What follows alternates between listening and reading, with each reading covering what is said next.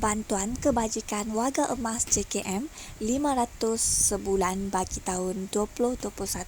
Sebelum dimulai, jangan lupa tekan butang subscribe untuk info-info bantuan semasa. Back to my channel. So hari ni Mia akan ajar korang macam mana nak mohon bantuan JKM. Okey, sebelum tu apa-apa korang nak apply untuk JKM, bantuan Jabatan dari Kebajikan Masyarakat, korang boleh terus masuk e-bantuan jkm.gov.my. Mia ada share link kat bawah. Okey, so teruskan. Okey, permohonan atas talian. Bila korang masuk link ni, dia terus kepada permohonan atas talian.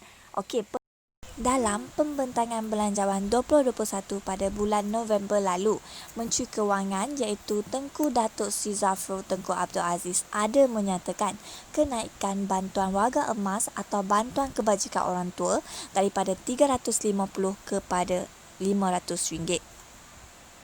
Jadi, warga emas atau orang tua yang layak dan telah berdaftar dengan Jabatan Kebajikan Masyarakat akan menerima bantuan bulanan sebanyak RM500 pada tahun 2021 ini. Difahamkan bantuan ini bertujuan untuk meringankan beban warga emas untuk meneruskan kelangsungan hidup dalam komuniti. Di sini dikongsikan syarat untuk memohon bantuan yang perlu dipenuhi oleh orang tua dan warga emas, di mana mestilah warga negara dan bermastotin di Malaysia, berumur 60 tahun ke atas, pendapatan isi rumah mestilah tidak melebihi pendapatan garis kemiskinan. Apa itu pendapatan garis kemiskinan? Boleh tengok dekat atas di mana dia mengikut negeri ya. Jadi korang kena contoh macam orang warga emas tu tidak melebihi pendapatan seperti di atas. Jom kita buat sama-sama macam mana nak mohon. Okey, mula-mula masuk e-bantuan jkm.gov.my. Yang ni korang boleh apply guna handphone korang juga ya. Korang masuk e-bantuan jkm.gov.my. Kemudian dia akan keluar macam permohonan atas talian. Okey, perhatian, sila hadir ke pejabat kebajikan masyarakat mengikut daerah mana yang anda mohon dalam tempoh 14 hari dari tarikh permohonan dibuat secara talian. Okey, kegagalan anda berbuat demikian, sistem akan menggagalkan permohonan tersebut secara automatik. Okey, nak perlu bawa apa bila hadir ke pejabat? Mesti kena bawa salinan IC, salinan IC pasangan, salinan kad OKU sekiranya ada, salinan penyata pendapatan dan salah satu bil utiliti ataupun laporan pegawai perubatan dari hospital atau klinik yang berdekatan.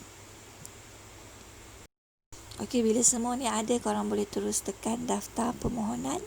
Tunggu sebentar. Dia line problem ya.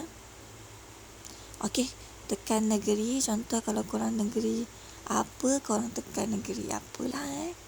Okey, tekan macam ni Pulau Pinang.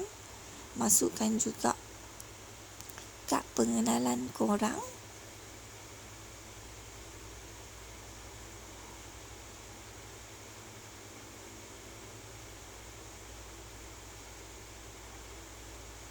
Okey, lepas tekan je daftar.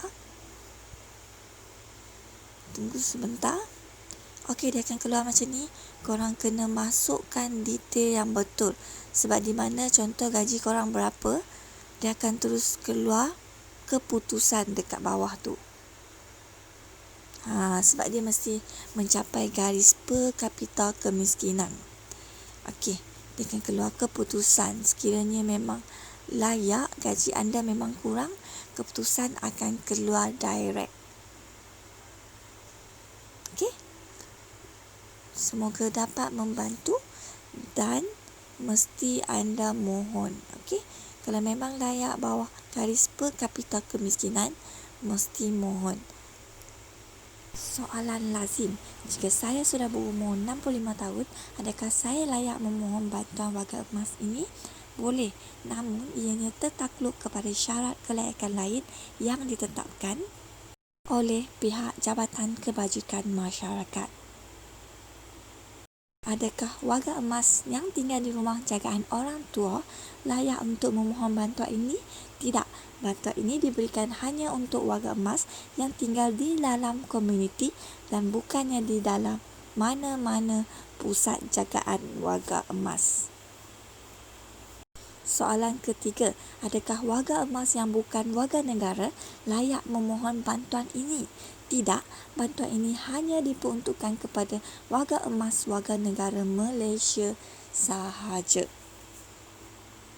Dan soalan terakhir, jika saya sudah memohon secara atas talian namun tidak hadir ke Pejabat Kebajikan Masyarakat untuk menyerahkan dokumen, apakah permohonan saya akan diterima? Tidak, pemohon mesti menghantar dokumen yang diperlukan di Pejabat Kebajikan Masyarakat yang berhampiran untuk proses verifikasi. Dan yang terakhir, untuk maklumat dan pertanyaan lanjut, sila hubungi Jabatan Kebajikan Masyarakat di alamat yang tertera di atas berserta juga dengan nombor telefon yang tertera di atas. Semoga perkongsian ini dapat memberi manfaat. Jangan lupa subscribe.